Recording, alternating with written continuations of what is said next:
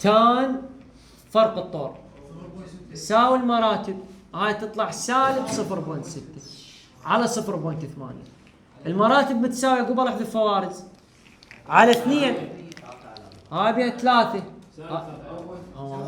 إذا الزاوية سالب 37 درجة. إذا أكد الحل 100% أنه هو يا ربع رابع. هو قال حثة أصلا بداية السؤال، قال حثي يعني رسم وين يصير. هو قال ارسم، راح ترسمون جوا. هذا اسمه التوتال، وهذا الأعلى ناقص الأسفل. راد الإيل آخر مطلب، راد معامل الحث الذاتي. انتبه، عندك جيب اليوم. عندي لف الإيل أريد راد حثية ماكو، في ال اكو اي ال اكو. اطبق هذا القانون شجي راده حثيه، من تنعلم من الراده الحثيه نقدر نجيب اليل. هم ارسم لك خطه. ليش قلت لك هذا اقوى سؤال بالفصل؟ هذا حتى اقوى من الاسئله اخذناها برا.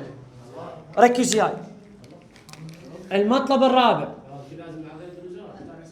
الراده الحثيه 2 باي اف ال. ما عنده راده حثيه في ال على اي ال، تجيبها وتكمل. وراح تعتبر هاي خطوه يا رقم 1، وهاي خطوه رقم 2. خلينا نجيب البدايه، نجيب راده الحث. راده الحث 100 ولا ال واحد ايش طبقت 100 اوم. عوضها راده الحث 2 باي اف ال. احنا نريد اليل مضروب بالمجهول مقام، والباقي بسط.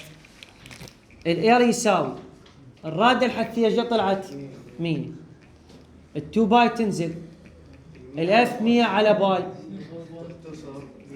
الباي ويا الباي، ال100 ويا ال100، 1 على 2 0.5 هنري. هذا بالنسبه لهذا السؤال اقوى سؤال.